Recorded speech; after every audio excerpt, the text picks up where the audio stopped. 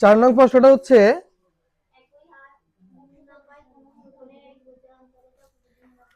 একই হার মুনাফায় কোন মূলধনের 1 বছরান্তে চক্রবৃদ্ধির মূলধন 6,500 টাকা ও 2 বছরান্তে চক্রবৃদ্ধির মূলধন 6,760 টাকা হলে মূলধন কত? মনে রাখবেন, আমরা এই প্রশ্নগুলোকে সমীকরণ এরকম যদি প্রশ্ন থাকে 1 বছরান্তে 2 বছরান্তে, তখন আমরা কয়টা সমীকরণ গঠন করব? দুইটা সমীকরণ গঠন করে এগুলোকে সমাধান করব। তাহলে প্রথমে আমরা আসল মুনাফা কোন কিছু দেওয়া আছে? আছে কিনা? নাই। আমরা মনে করি আসল কত? আসল পি টাকা। আসল কত টাকা? আর মুনাফার হার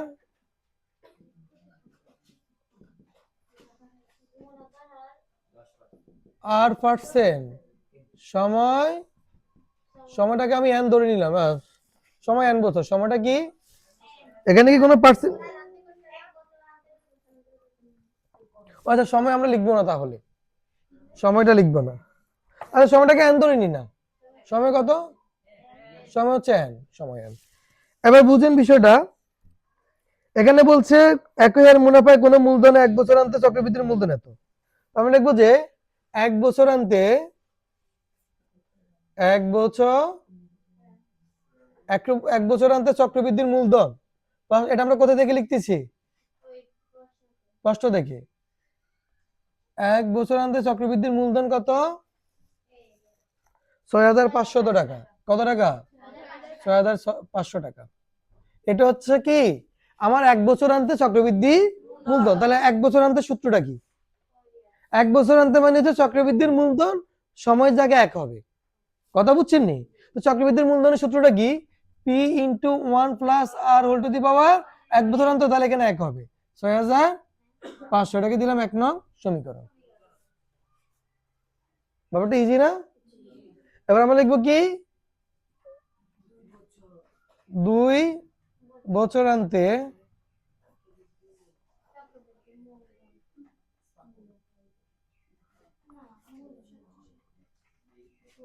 কত আছে? 6,700 কত? 60 টাকা। 6,760 টাকা। এটা হচ্ছে আমার কয় বছরান্তে? 2 বছরান্তে। তাহলে আমরা এখানে সূত্রটা লিখবো। এটা কি চক্রবৃদ্ধির মূলধন না? মূলধনের সূত্রটা লেখেন কি? P into 1 plus R whole to the power n. N মানে সময়। যেটা এটা 2 বছরান্তে, তাহলে সময় যায় কত বসবে? 2। এতটুকু কি সবাই বুঝছেন? আচ্ছা, যারা আমি বোঝানোর সময় যে দুষ্টুমি করতেছেন তামিম আর তুহিনের মতো, তো তারা বলেন তো আপনারা কিভাবে বুঝছেন তাহলে? তুহিন বলেন, আপনি কি বুঝছেন এখানে? তামিম বলেন।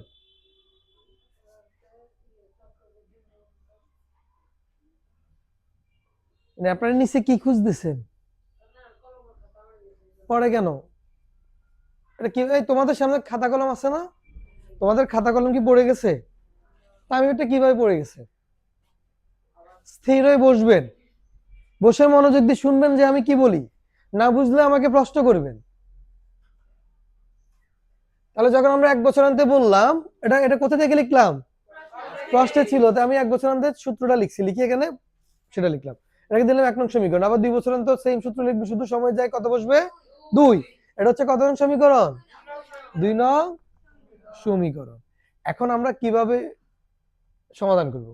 এই 2 নং সমীকরণকে 1 নং সমীকরণ দ্বারা ভাগ দিব। 2 নং সমীকরণকে 1 নং সমীকরণ দ্বারা কি দিব? তাহলে লেখো 2 নং সমীকরণকে 2 নংকে 1 নং দ্বারা ভাগ। 2 নংকে 1 নং দ্বারা কি ভাগ। এখন ভাগ করেন, কিভাবে করবেন দেখেন। এই যে এখানে সমীকরণ না, তার মানে এখানে কয়টা সাইড আছে? 2টা সাইড আছে। আমরা লেফট সাইডে উপরে লিখবো 2 নং সমীকরণ। উপরে কত নং সমীকরণ লিখবো?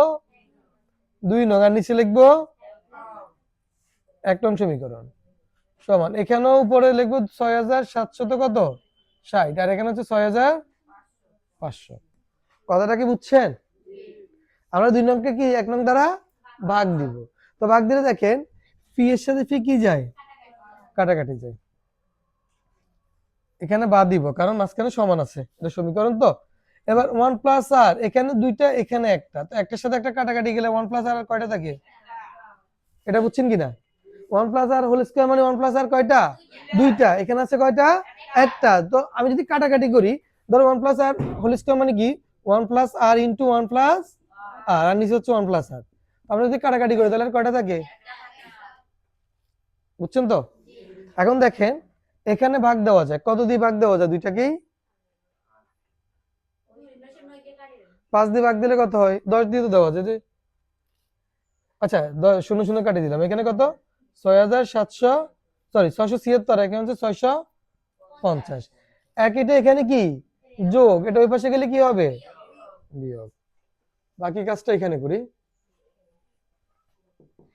তাহলে বিয়োগ করলে এখানে আর কি থাকে, আর আর সমান 650 ভাগে 600 তো কত 76, এর প্লাস 1 এদিকে আসলে মাইনাস 1, কেমন, বিয়োগ 1।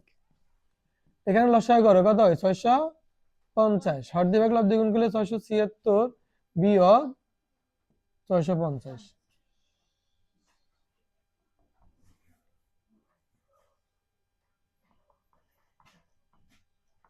এখানে বিয়োগ করলে কত হয় 26। 626 দিয়ে 650 ভাগ দাও, কত হবে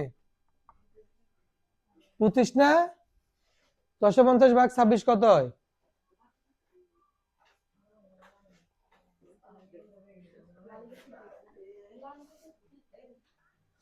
কত হবে দেখেন তো?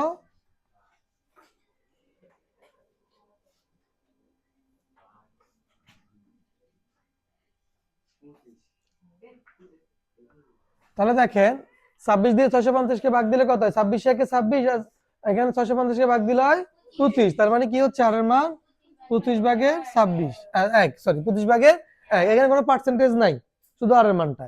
এখন এই মানটা 1 নং সমীকরণে বসে দিলে, এবার 2 নং এ যে কোনোটাতে বসালে আমরা কার মান পাবো, পি এর মান। তাহলে আমরা কি লিখবো, আর এর মান, আমাদেরকে কি বলছে, আসল কত টাকা বলছে না, তাহলে আমরা কি লিখবো, আর এর মান 1 নং সমীকরণে, আর এর মান 1 নং সমীকরণে বসিয়ে পাই, আর এর মান 1 নং সমীকরণে বসিয়ে পাই।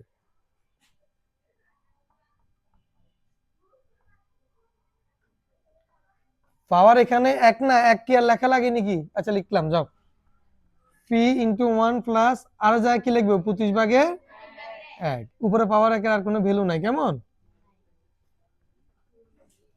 তাহলে এখানে ইয়েগুলি কি হয় 25,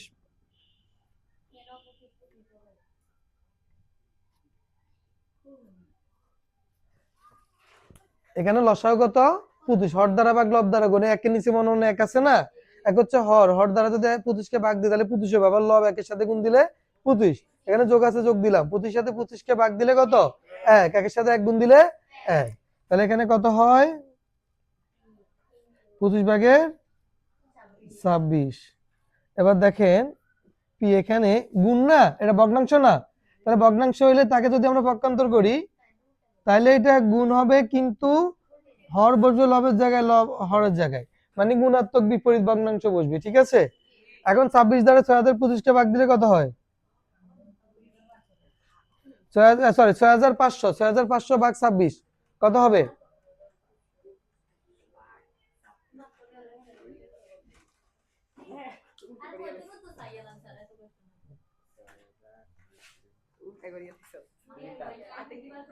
ভাগ 26, 250 কত হয় এখানে ভাগফল 250, এই 250 এর সাথে 25 গুণ দাও, কত হবে 6250 টাকা। তার মানে আমরা আসল কত পেলাম 6250, 6250 টাকা। বুঝতে পারছেন সবাই? কারো কোনো প্রশ্ন আছে এখানে? আচ্ছা আমি প্রথম থেকে আবার বুঝিয়ে দিচ্ছি।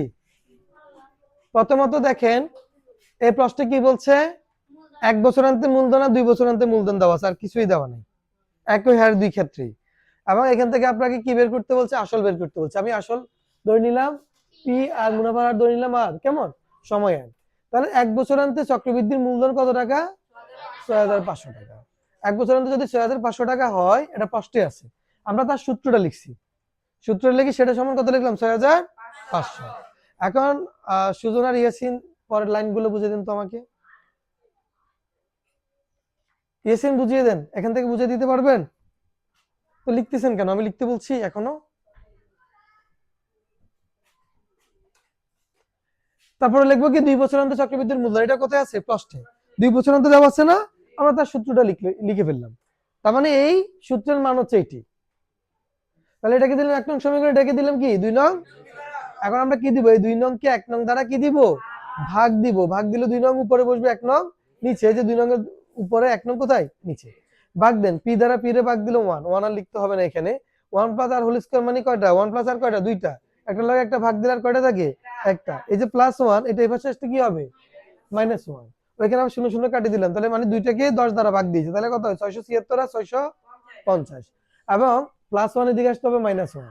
এবার আমরা লসাগু করব, 650 আর 1 এর নিচে কত আছে 1, 650 আর 1 এর লসাগু কত 650, এটা এখানে লিখলাম। লেখার পরে আমরা হর দ্বারা ভাগ লব দ্বারা গুণ, 650 দ্বারা 650 কে ভাগ দিলে কত 1, 1 দ্বারা 676 কে গুণ দিলে 676, মাইনাস এখানে কত 1 না, 1 দ্বারা ভাগ দিলে 650, তার সাথে 1 গুণ দিলে 650। এরপর দেখেন আমরা এখানে বিয়োগ করলে 26, 26 দ্বারা 26 কে ভাগ দিলে 1, আর 26 দ্বারা 650 কে ভাগ দিলে 25, তাহলে এখানে 25 ভাগের 1, এটা হচ্ছে কিসের মান, আর এর মান। এখন এই আর এর মানটা আমরা 1 নং সমীকরণে বসাবো, 2 নং এ বসাইলেও হবে।